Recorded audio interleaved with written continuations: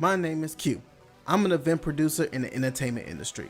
This podcast is me and my colleagues talking about how we got into the business, offering career advice, and just chatting about whatever's happening in the world today. Please enjoy.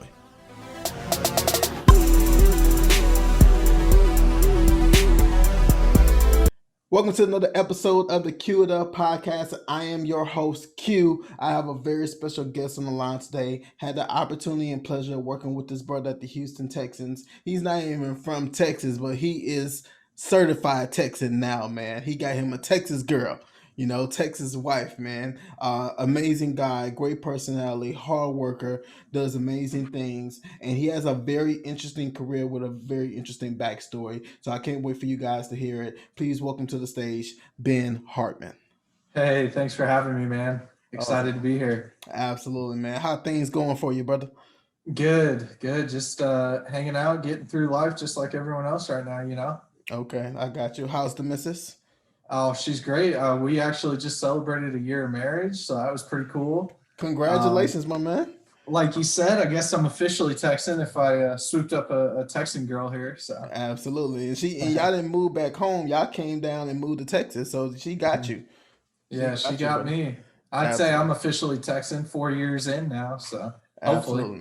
Absolutely, man. Well, first, before we get started on the whole thing, I like to do this concept called top five. And since you're not from Houston, you moved to Texas, you've been here for about 4 years. I wanted to get your 5 things that you love about Texas. Oh man. Number one, I love being able to drive fast. Speed limits say 65. Everyone's going 85. It's awesome. Absolutely. I know the driving here scares everyone else. Love it. Number two, I mean, honestly, dude, I love the weather. You can't beat it. I know in the summer it's hot, but I mean, I'd rather take the heat over the cold. It's awesome. Okay. Number three, okay, so for everyone that doesn't know, I'm from Missouri, and I can't believe I'm about to say this, y'all, but the barbecue down here, all right? Yes. All right, so hear me out. We got him. I'm from Kansas City, Missouri, and I'm going to get murdered saying this, but the barbecue's good up there, but it's all about the sauces up here, man. Down here, it is the flavor in the meat. And oh man, it's a game changer. So number three is it's Texas barbecue. And I'm going to say it's Texas barbecue over Kansas City barbecue. Okay. I take it. There you go. It's recorded. It's on record now. Oh, yeah. Number four, I love HEB. There's nothing like it. I mean, it's so silly, but everybody listening from Texas is going to get it. Number five. I mean, okay, guys. Let me back up. I should have said this number one, but my wife, I met her down here. So number one, and we'll shift everything down. So there's my 5 things I love from Texas. Absolutely. His wife peeked around the corner. It's like, you better tell him I'm number one, right? That's awesome, man. But definitely, man, like I said at the beginning, man, definitely a great individual, great personality. Love to hang around with you, love working with you, most importantly, especially in this business. You get an opportunity to work with a lot of different individuals, and you have some individuals where you work with them and it's like, I hope I never see that person again in my life. But Ben came down here and we had the opportunity to work at the Texans together, especially in that capacity where it was something new and we were trying to form a new program and a new system and stuff like that. And Ben just jumped right in and was able to catch on very quickly. So before we get into Texan stuff, I want to go all the way back to the beginning. Tell me a little bit about yourself and your career choice. Yeah, so like I said, I grew up in a small town, North Kansas City, Missouri, Smithville, Missouri. Went to school, a small school in Iowa. I actually pursued a little bit different path, still in kind of entertainment side, but I majored in turf grass management, which is maintain sports fields and golf courses. And then I chased this crazy dream, and I worked for the Astros for a couple of years and got to be a part of the 2017 World Series team. And then, I moved up to Round Rock and AAA team. And I'm the assistant groundskeeper there now. So then here in the next few years, hopefully go be a head guy somewhere. Hmm. So on that side of the entertainment aspect, I take care of the field, right?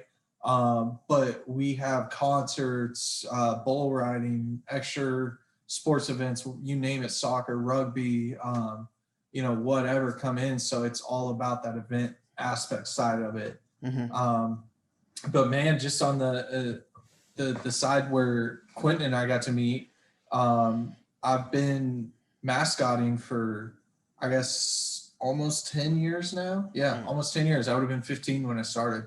Um, and I just got the opportunity to meet this great guy who we have a mutual connection with, and he kind of kept me in the industry. So when I moved down to Houston, it was, he was very gracious to ask me to be a part of the team with the Texans on the entertainment side. So I've also been holding on to that mascotting side of it, even though that's just a part-time gig for me. Absolutely. You do an amazing job too. Like don't downplay what you've created. You created a whole new character for the organization. And some people who not familiar with mascotting, man, it is bigger than a guy just jumping in a suit. You are literally the face, one of the faces of the organization. Probably more famous than the top player, because that player is going to come and leave. But Mhm. you as an entity, as long as you're a part of the brand, that you are the brand.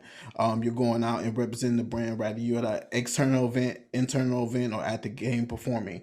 So this guy had the opportunity to bring a entire new character to life. So I'll let you tell the people about the character in that process.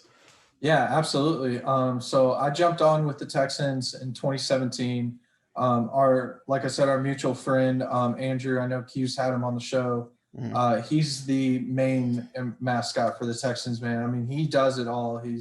That's what he does. He's great at what he does. But then come 2018, he wanted to get this. I guess I'm gonna call him his little brother. That's kind of Mm-hmm. the character that comes out. Mm-hmm. And so he wanted to get this little brother aspect character to take just a little bit of responsibility off him during game days and give him some breaks and stuff. And so, it was really cool. I think he asked me maybe summer before the 2018 season if I wanted to do it. And at the time I was living in Houston. I said, heck yeah. So we spent a month and a half, 2 months just I was putting in 2-3 hours of work literally every day after I got off work, um, and just training and rehearsing in this character. And so the character that came to life is called Inflatable, and so it's just an inflatable mascot.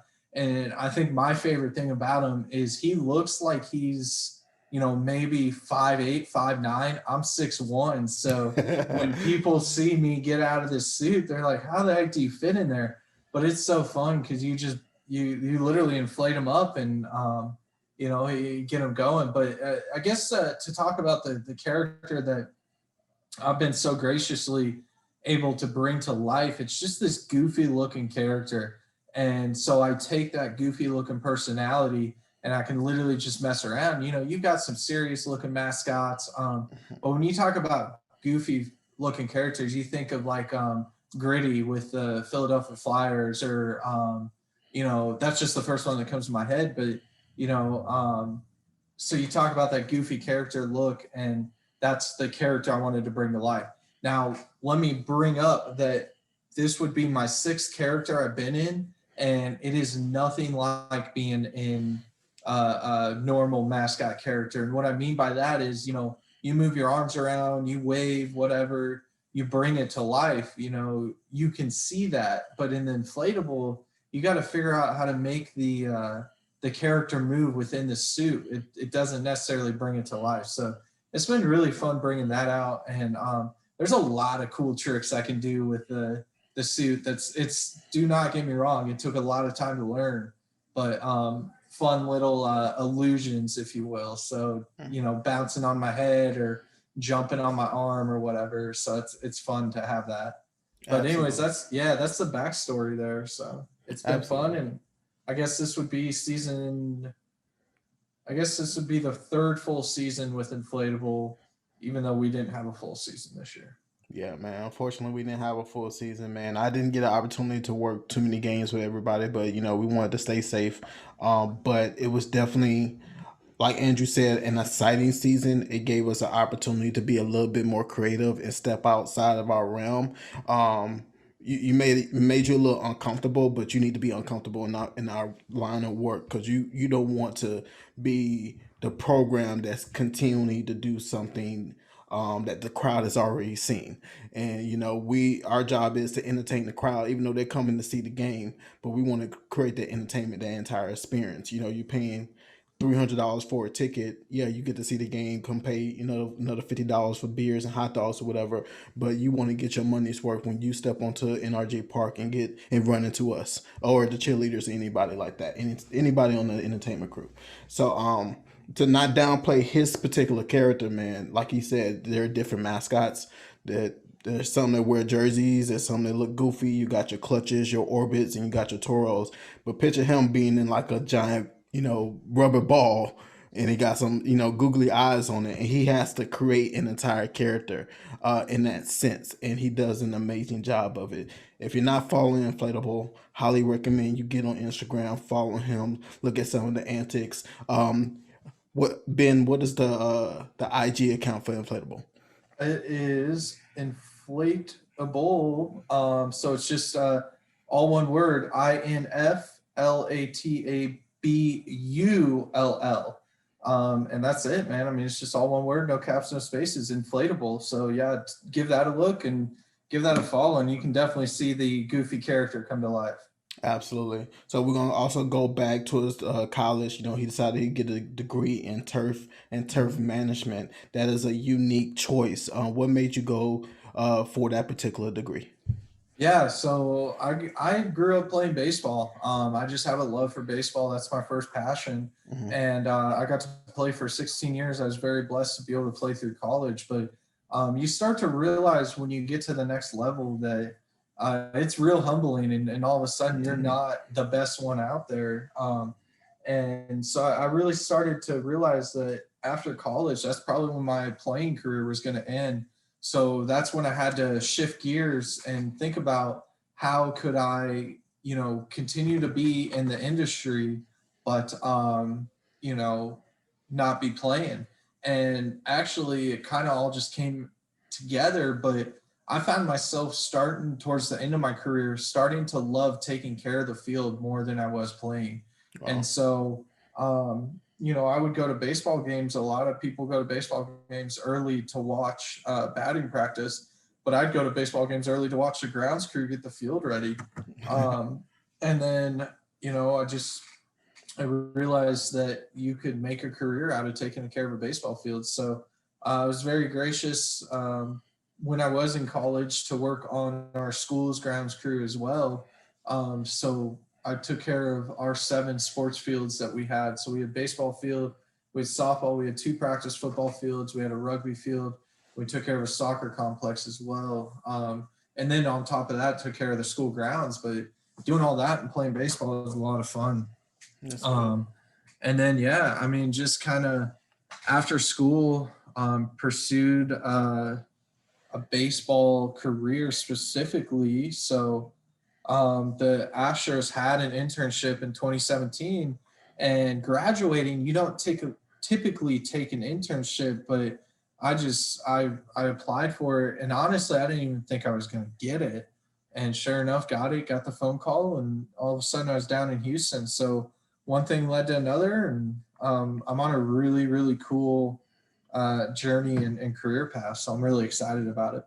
Absolutely, man. And you started in 2017. This is the year the Astros they made their way to the World Series, man. Mhm. Um, did you have an opportunity to actually work the games?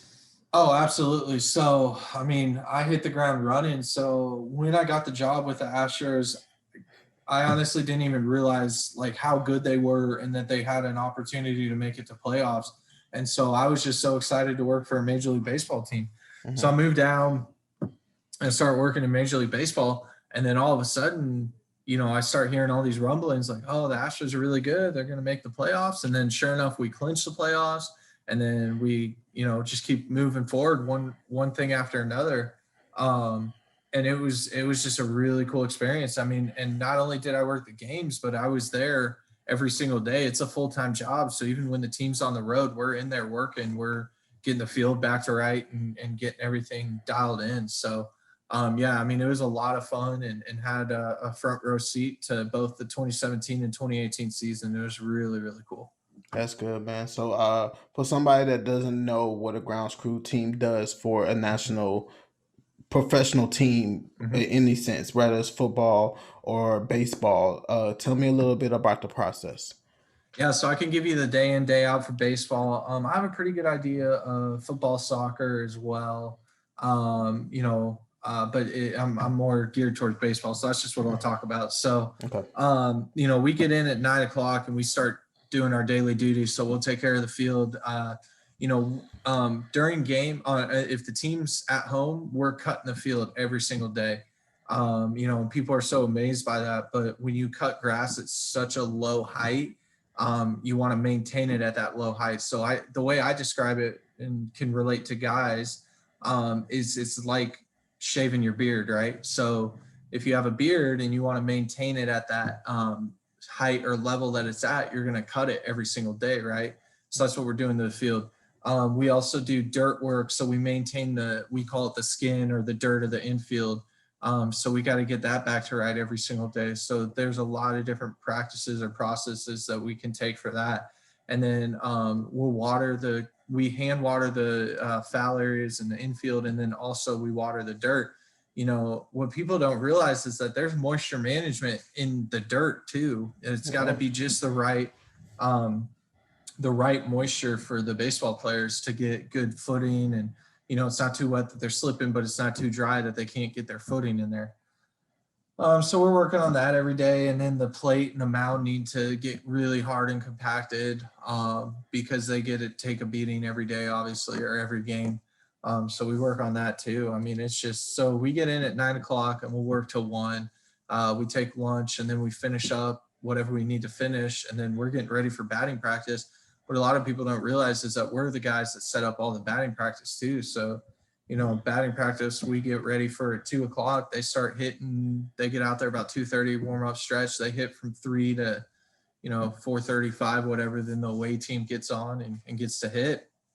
Then and then it's all real quick as soon as batting practice is over. So this is what everyone sees then when you're in the ballpark. So we tear down batting practice, and then we do what we call pregame.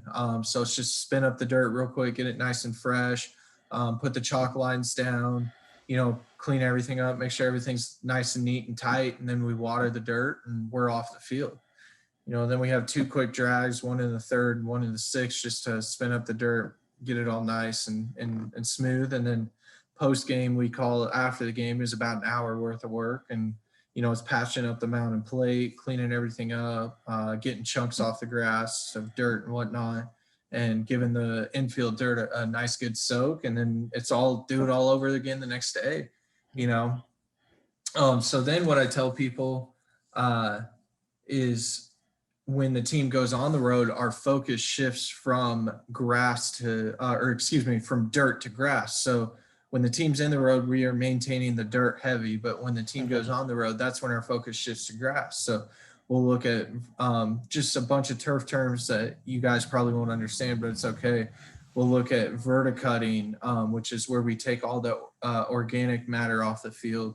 We'll look at aerating. We'll look at fertilizing, top dressing, whatever needs to be done to get the grass part of the field back to right as well. So it is just in season, it's just a lot of moving parts and constant motion. Gotcha. Man, like a lot of people, they take a lot of concepts of entertainment for granted. Nobody will ever think to look that there are people that take care of the playing surface, and that surface is probably the most important thing to the game itself. Do you feel like that is like a thankless job sometimes? Yeah, I mean, a lot of people just don't realize what we do. Hmm. Luckily the players are very, very appreciative. But when you talk about entertainment, stadiums and fields are getting a lot of multi-entertainment aspect, just because the revenue of just the single sport alone cannot maintain the cost of keeping the stadium up. Hmm. And so we'll have concerts come in, we'll have all sorts of extracurricular activities come in. And it's just a crazy behind the scenes thing of, you know, letting people come in on our field and then trying to repair the field and get it back to playing right, that we need to Okay. after the, you know, whatever entertainment venue comes in. Absolutely. You got Bert? Oh no, I'm good. Oh, good. Got you. No. So yeah, absolutely. Like I said before, it's an important job. And everything you do is great. And I'm glad that the players are very appreciative of what you guys do. So for those moments where you guys have another event, you guys are of course responsible of getting up the field and removing it and bringing it back. I remember when I first started with the Texans, we had the all natural grass, and they were on pallets. And when the Texans left, the guys had to, go get the forklifts and take each pallet. I'm not sure, they took about 3 or 4 at a time to take it to a different side of NRG Park. Then after, I want to say it was 2015. You wasn't here yet, but there was a soccer game at NRG Park, and the field was horrendous. Like, you can see the track lines. It looked like they just laid out rolls of carpet and tried to stitch it together. I wish I could put a picture up, but it's long gone. But it's just horrendous. When I say how important your job is, we know when you don't do your job right, and you're going to hear about it. Yeah.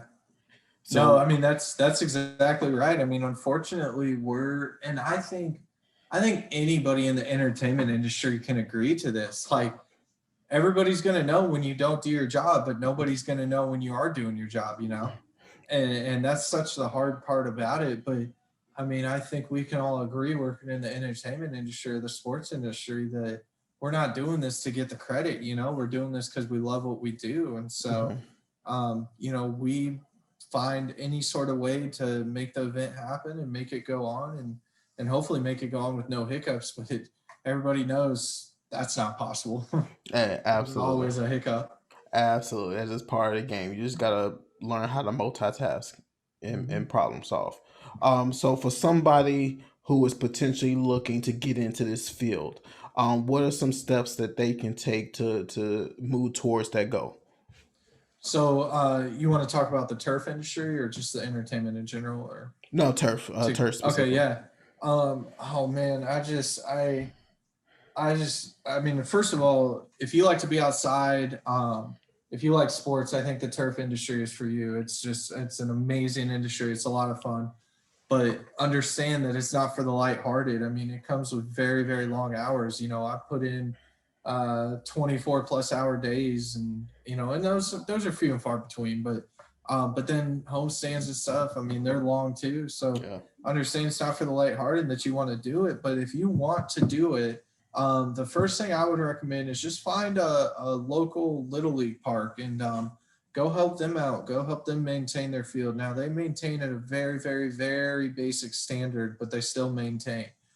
So go help them out. If you like that, then look into schools. All you got to do is type in the turf management program or turf grass management program, and you can find a ton of schools. And then, you know, a lot of schools offer just certificates, so you can just get in and get out.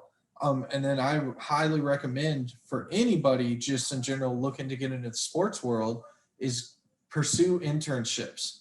Don't undermine the value of internships. That's how you're going to get your foot in the door.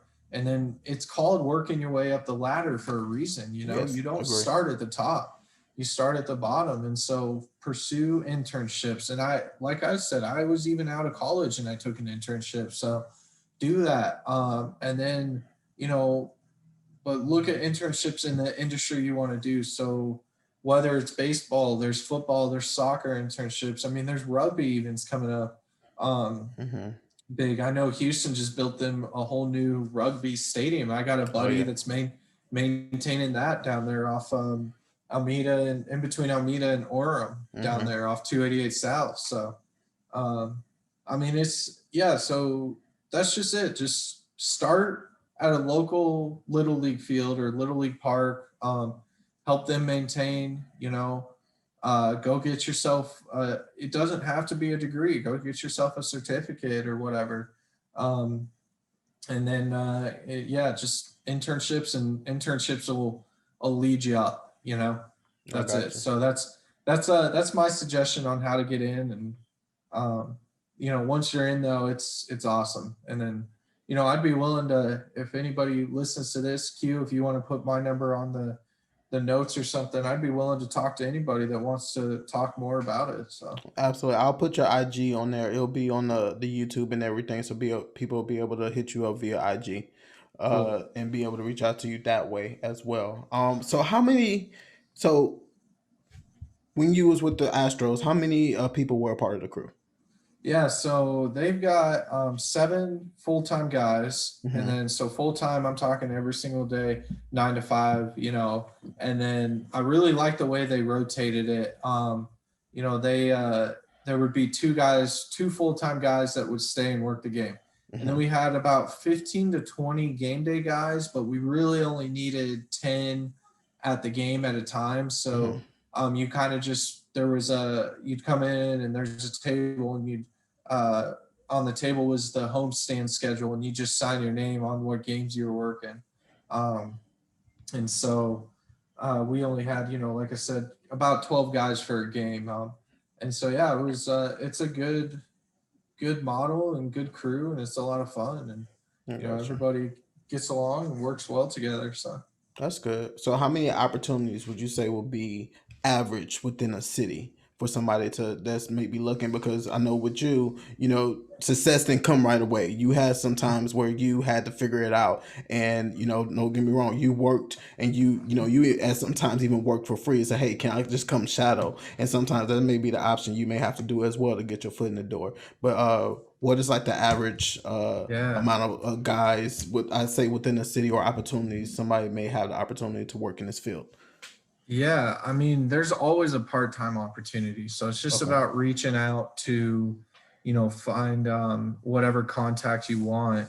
And you can literally just look up Houston Astros front office, Houston Texans front office, Houston Dynamo front office, Sugarland Skeeters. Uh, um, I can't remember the rugby team's name, The but Saber Cats. Sabercats. Yeah. Mhm. Um, you can look up U of H, Rice. I'm trying to think maybe any other. So there's always going to be a part-time opportunity. All these guys are looking for part-time help always. Okay. Full-time's a little bit more process to get into, but if you put your time in, you put the work in, there's no doubt you can get in there for sure. Um, but to answer your question, full-time positions, I'm just doing the math here. I would say there's probably 25 to 30 full-time positions around the Houston area. Hmm. As far as sports fields goes. Now, if Hmm. you want to get into golf course, that's a whole different ball game. Oh yeah. Now golf course is fun. I've been on 5 different golf courses myself, and golf course is fun and fine, but I just personally wanted to pursue baseball. Now, if you're getting into golf course, dude, I mean, yeah, I'm not undermining golf course, but it's pretty easy to get into golf course sided turf. Okay. Yeah, I Uh-huh. was about to. That's a great transition. I was going to ask you about. There was a time where you did work a golf course, man. Mhm. You were working crazy hours. Tell me a little bit about your duties at the golf course, and some of the differences between the baseball and the golf aspect of that.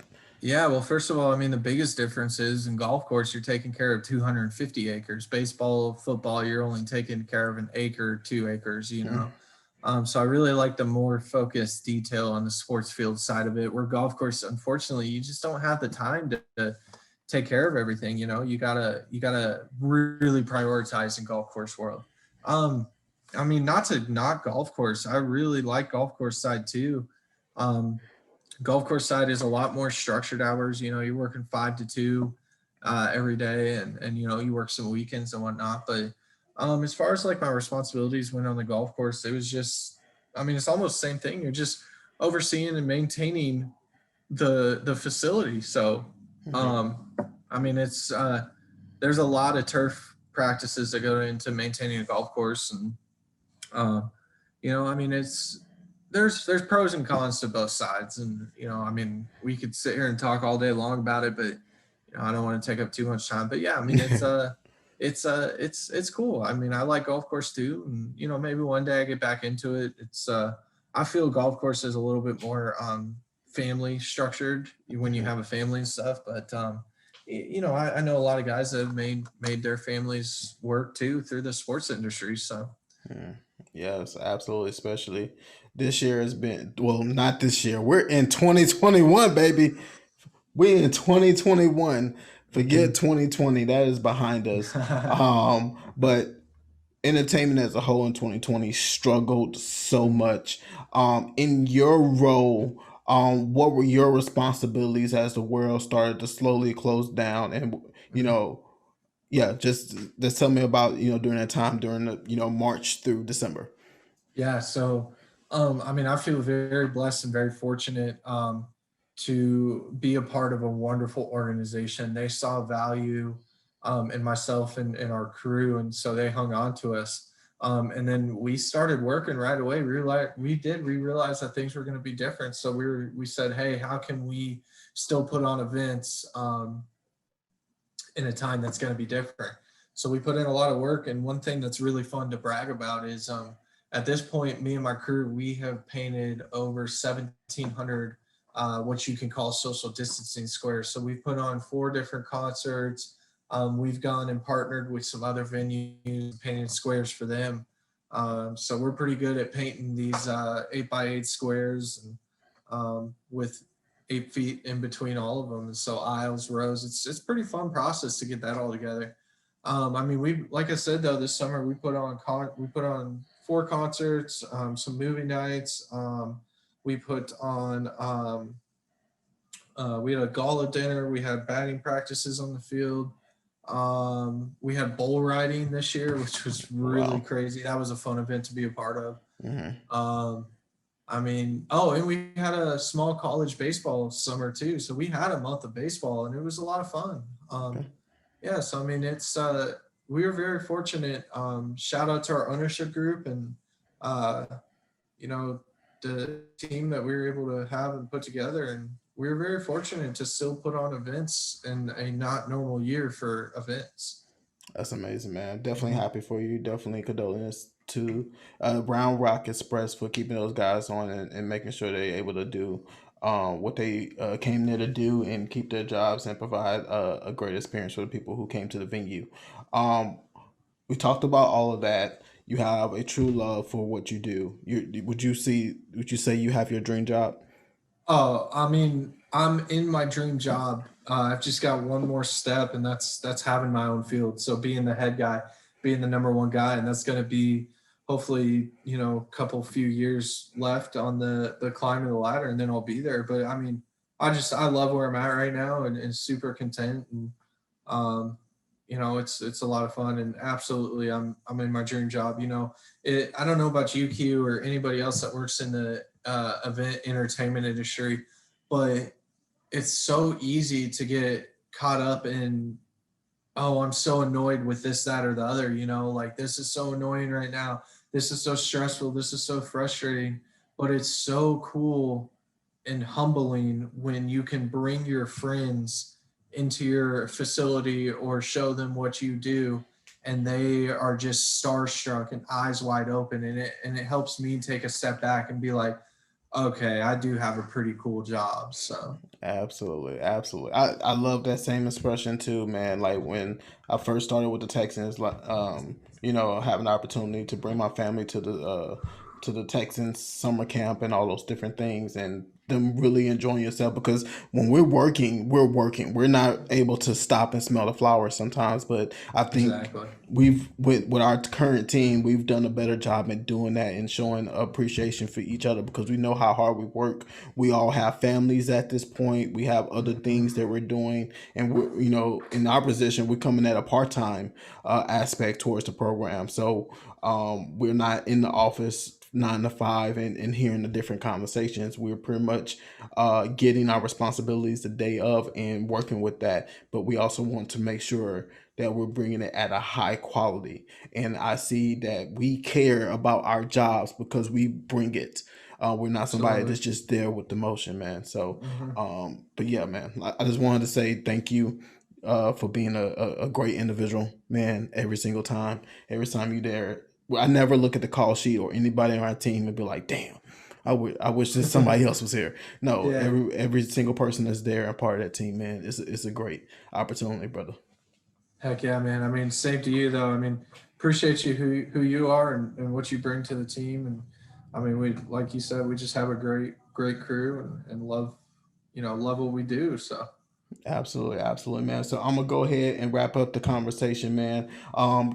To let the people know how to be able to reach you via your Instagram or LinkedIn or anything like that. And any last word, if you need to promote yeah, anything, any events at your venue, yeah. let the people know. Hey, so super easy. I made it easy for everyone.